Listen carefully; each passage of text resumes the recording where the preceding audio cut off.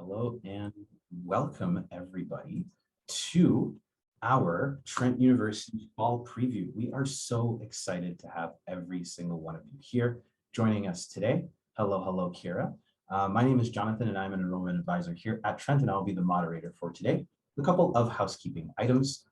This is a meeting session.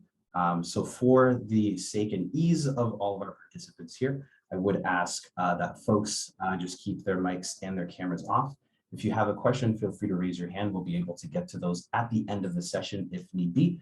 If not, we do have a general live chat and folks there will be more than happy to answer those questions, whether it is admission related, course related, or anything else in between.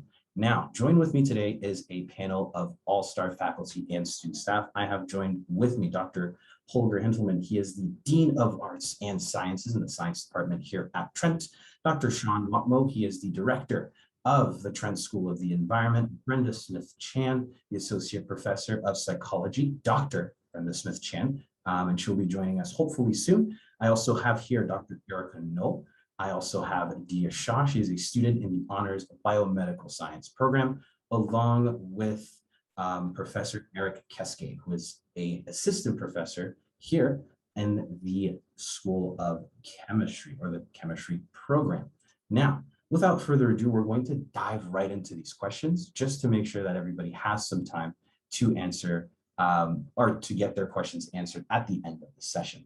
Now, during this session as well, you can ask your questions in the chat or the Q&A section below. We'll be more than happy to run through those. We're also going to be doing a draw for 3 Trent hoodies today as well. So by attending today, we'll have quite literally, you have a 1 in 3 chance of winning a Trent hoodie, which is really nice. So in the live chat, like I said before, there's also going to be members of Housing, Admissions, and Graduate Studies at that Q&A. So make sure you head down to that once the session is over. But without further ado, we will just dive right into these questions. And first, in the hot seat, I'm going to bring in Dr. Holger. So, which programs at Trent are considered science programs? And what happens if I want to change my program after I start in it? Okay, sure. Well, first of all, good morning, everybody. And I'd like also to thank you as a Dean of Science for joining our science preview session this morning. John, to get back to your question, the sciences at Trent actually comprise a quite wide range of disciplines and programs. So it starts what you might expect sort of with the natural sciences, traditional natural sciences like the biological sciences, chemistry and physics. Then we have mathematics and the various degrees in computer science are also part in our area. It also entails a couple of professional programs, very popular programs such as the forensic science and forensic science degrees, and our very new program in kinesiology. And then among the sciences also our large school of the Trent School of Environmental Sciences, which operates a wide range of environmental science degrees, but also houses geography and our programs, agriculture and sustainable agriculture. And then at the other end of the spectrum, we have psychology, where we offer both science degrees, but also already moving into degrees of social sciences or related to social sciences, where psychology also offers Bachelor of Arts degrees. And then we're also quite excited to every year add a few new degrees. For example, now this year we have health and behavior, which is new. And we're also trying to offer our students a bit of an international experience. So for example, since we don't have engineering at Trent, we teamed up with the school in England and Wales, Swansea University, where students can do a dual degree with chemistry and chemical engineering, for example. So it's our little bit of a foray into the engineering area. Now, in the first year, as a student, you would take what I would call sort of introductory or foundational courses in the discipline that you've chosen. But it also requires you right in the first year to take courses from neighboring discipline. And by doing this, every student will already get a fairly broad foundation in science, which then gives the opportunity, for example, to change direction after year 1 if you wish to do so.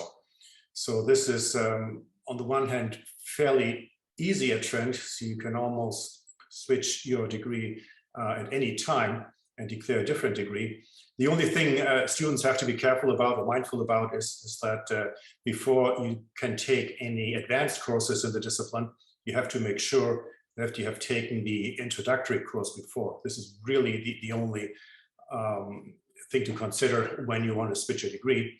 And if you're missing one or the other course or a credit, then there's always chances to making up those credit in the summer to catch up. And then it should be fairly seamlessly to move into another degree. So I hope that answers your question, and back to you. Awesome. Thank you so much, Holger.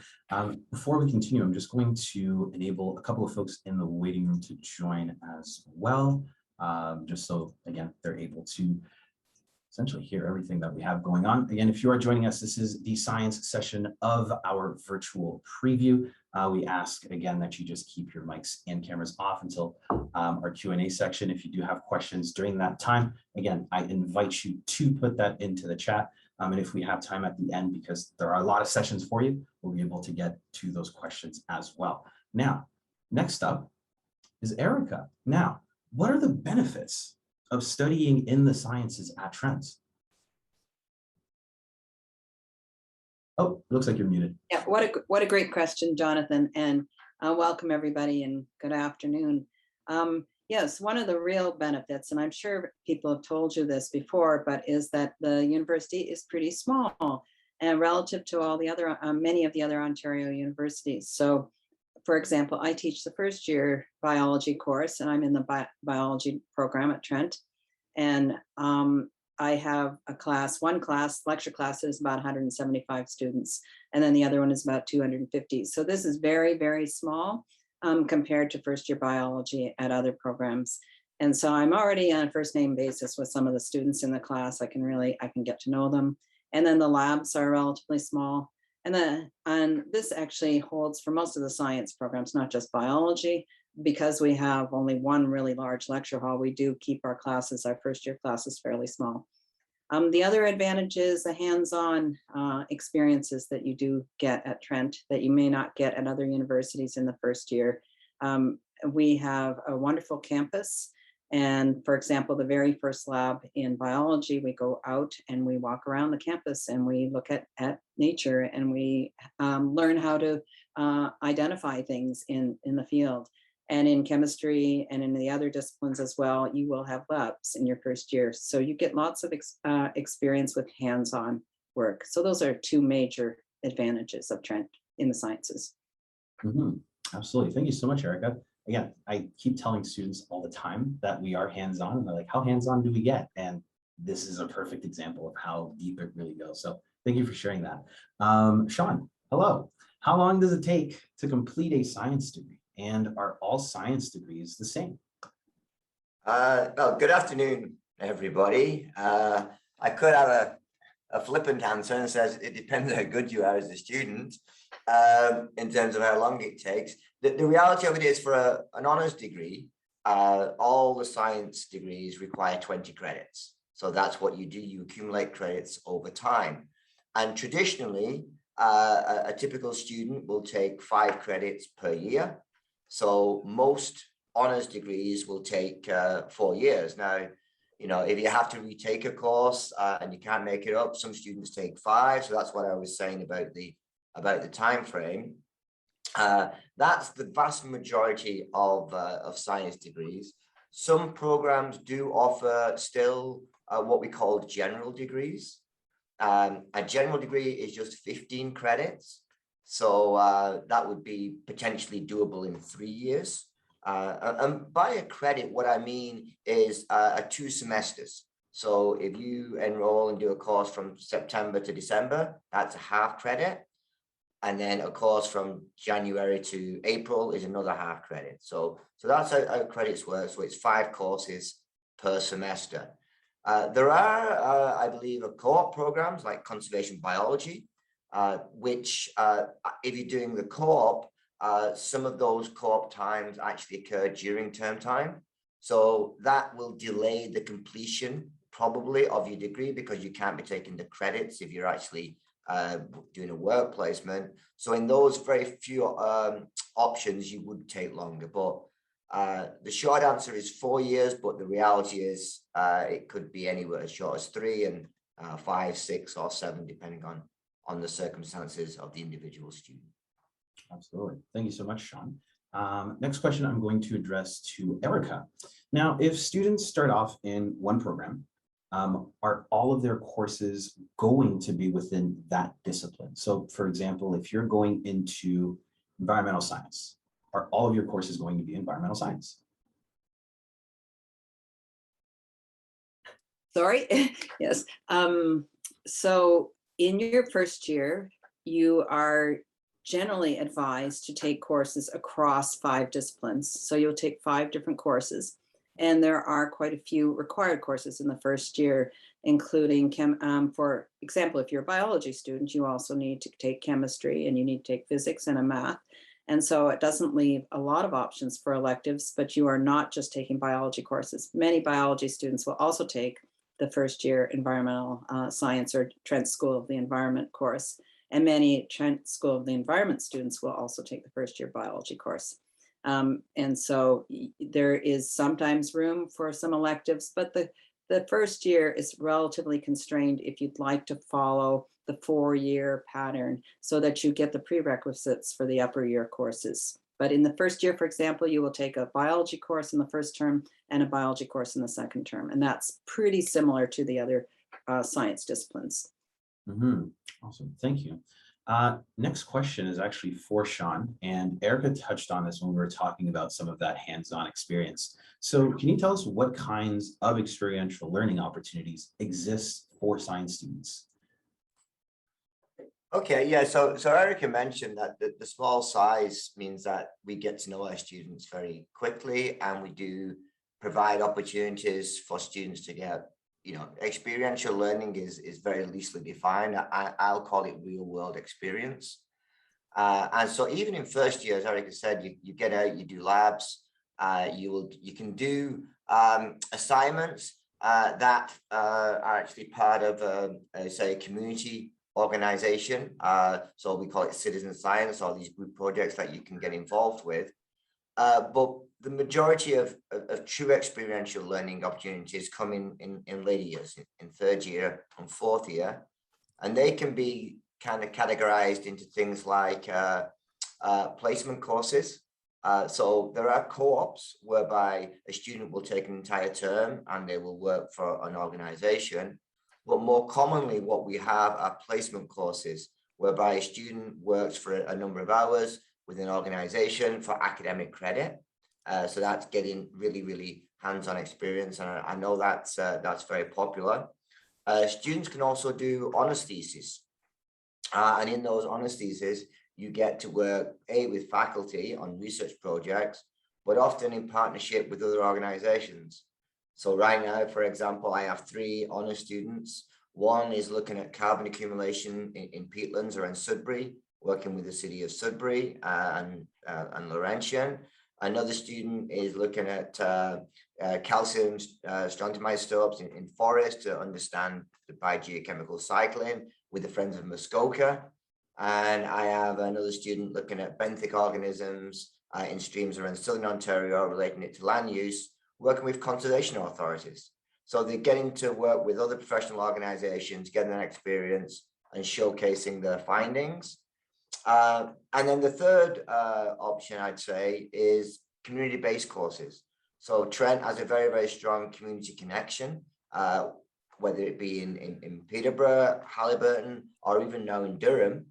And in this case, organizations, if they've got a study or a question they want addressing, they will basically come to Trent, it gets posted. And if you're interested, either as an individual student or as a group, you can take that on. So you're working with an organization to address a question or a concern that they have. You'll have a faculty advisor, and you'll also have other administrative support to help you through this process. And at the end of it all, you give a public presentation on your findings.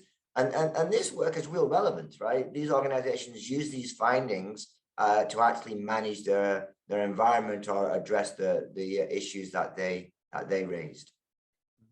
Now, Sean, if you don't mind, just a quick follow-up question. When you are mentioning all of these opportunities, do students have to register for them? Are they, again, like applying through a portal? How do they learn to get into these positions?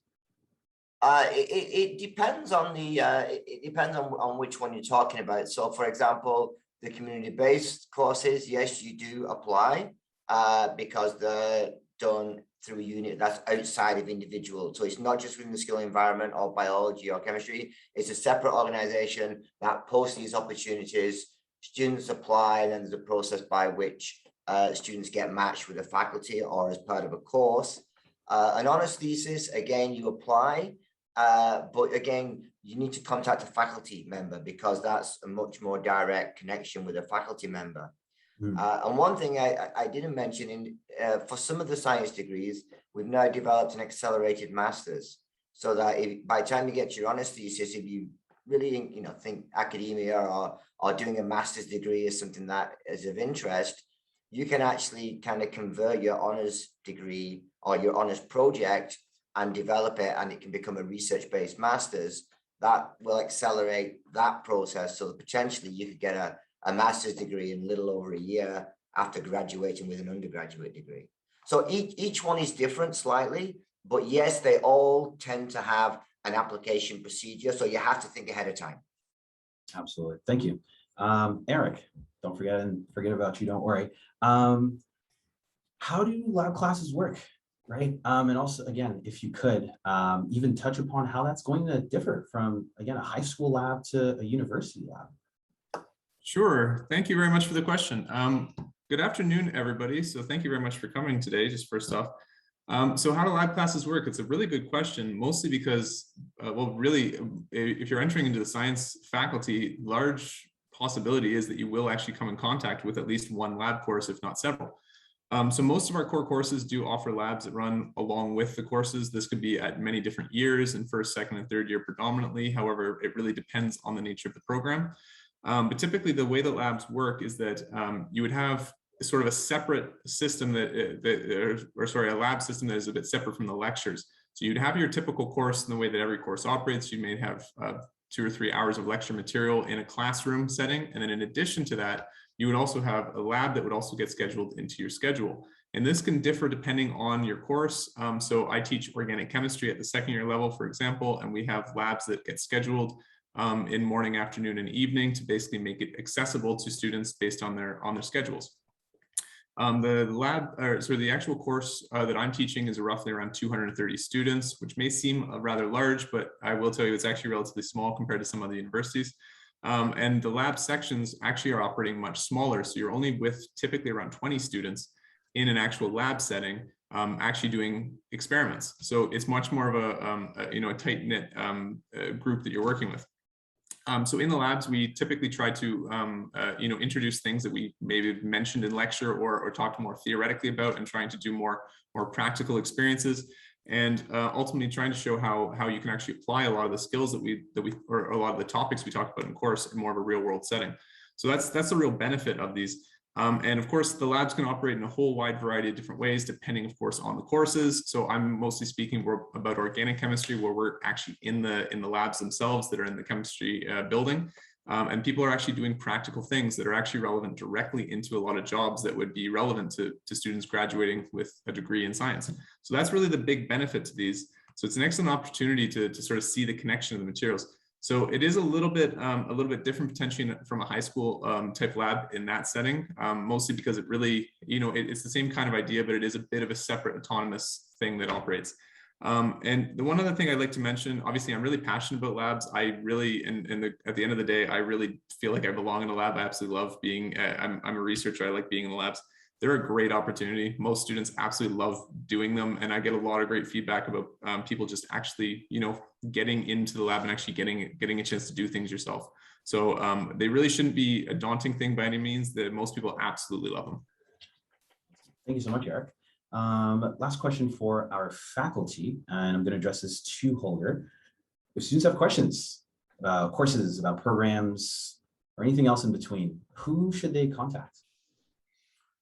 Well, it depends a bit on the situation and the context, I guess. So for example, if you have questions about course content and so on, every faculty member, every instructor has its set office hours, for example, and they are usually identified on the course outline, so the description of the course that you're taking. Every student gets this at the beginning of the year, and all those details are in there.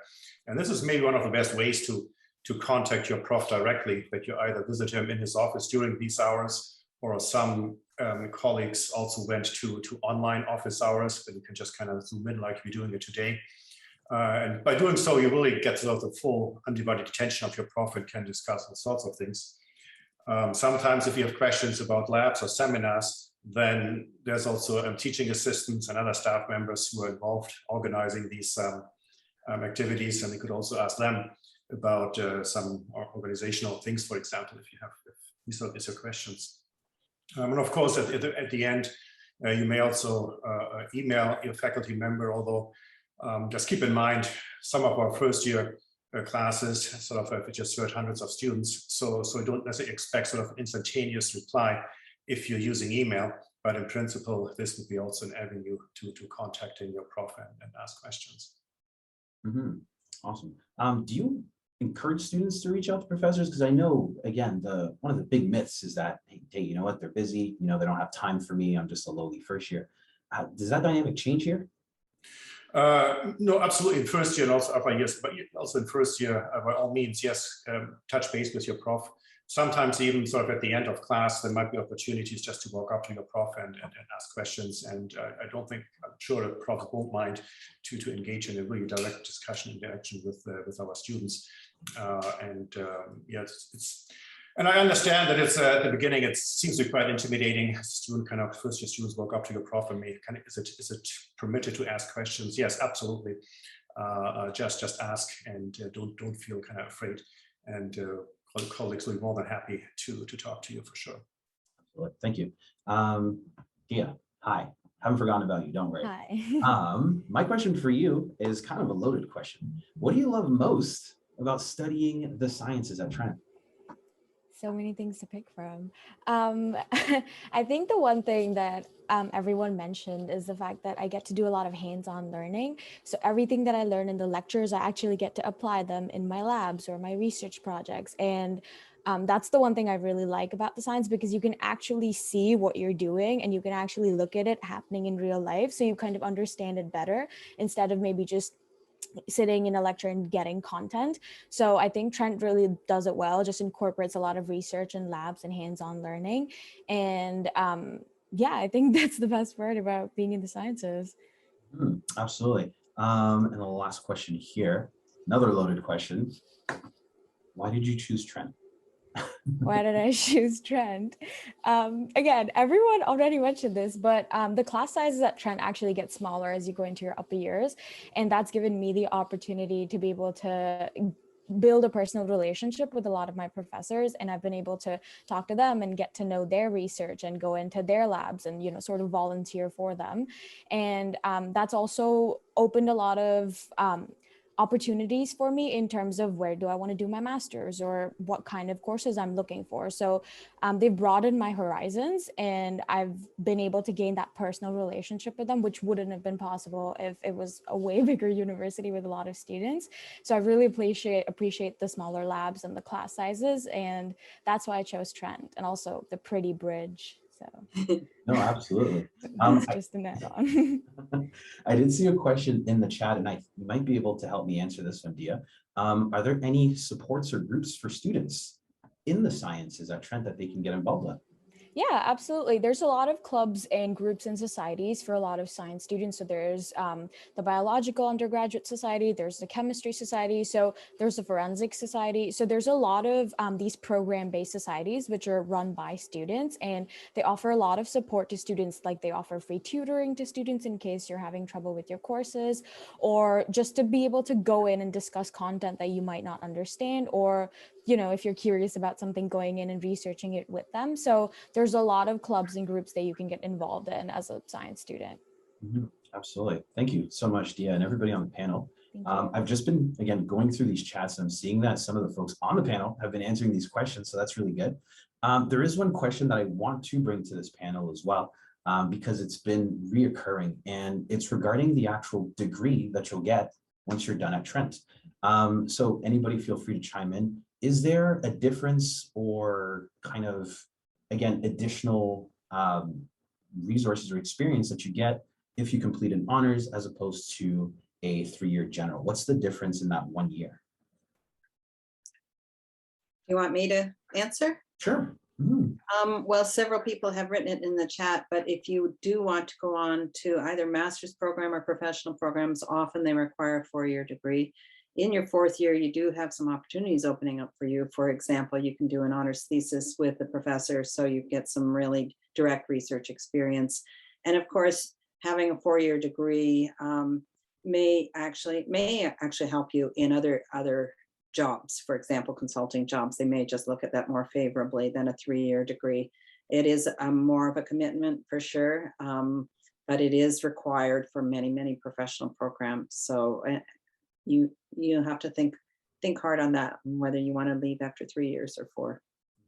Absolutely. Another question I've been seeing popping up, a lot of students talking about requirements and recommendations. So getting it straight from the prof's mouth, would you recommend taking those recommendations when a program says that it's recommended that you have a 4U math, right? What does that mean? And are they even going to see any math content in their academic careers? Yeah, I try that. I mean, yes, if it's recommended, it definitely is recommended. You make your life much easier if you have already some background in those areas. But on the other hand, we don't want to really exclude students who haven't taken this subject in their high school.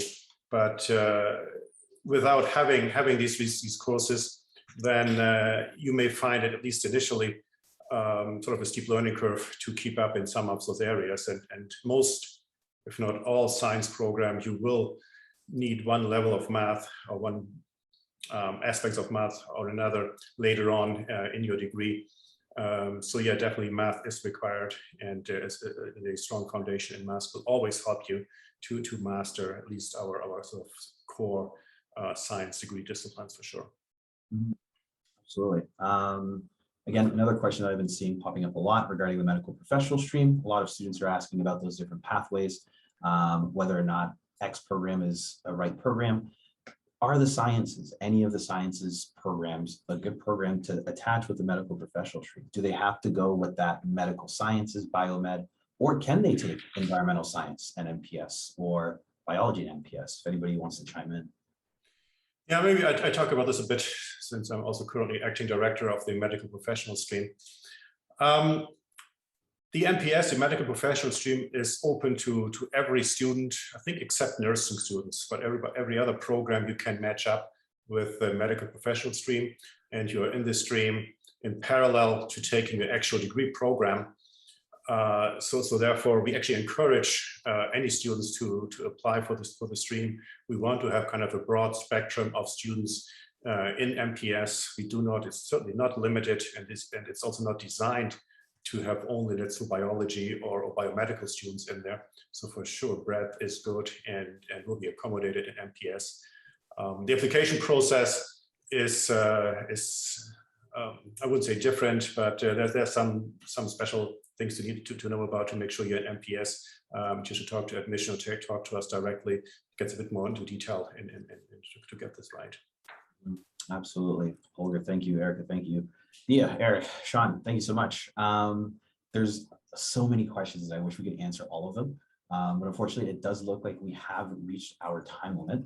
I just want to take a moment to thank every member on our panel for being here with us today and sharing your knowledge with us. This session has been recorded and it will be posted on our fall preview webpage next week. If you wish to review the session again, or any of our sessions taking place today.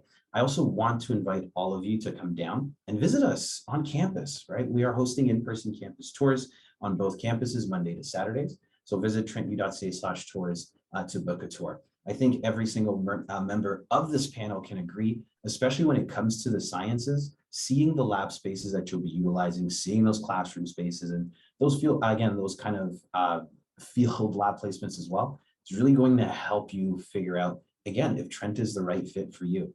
I've seen those lab spaces, I've utilized them. It's very hard not to be sold on them. They're absolutely gorgeous facilities. I also want to invite every single one of you folks to join us for our fall open house, which will be on November 20th. And we are looking forward to connecting with you and answering any of the questions that you may have. So this was a little bit of a taste. The fall open house is going to be a lot more jam-packed. So definitely make sure that you sign up online to, again, ask all of your questions, talk to profs, current students, and make sure that future you is taken care of. So with that being said, I want to thank our panelists again. I want to thank every single one of you folks for joining this panel. Enjoy the day, ask all of your questions, and hopefully we'll see you very soon.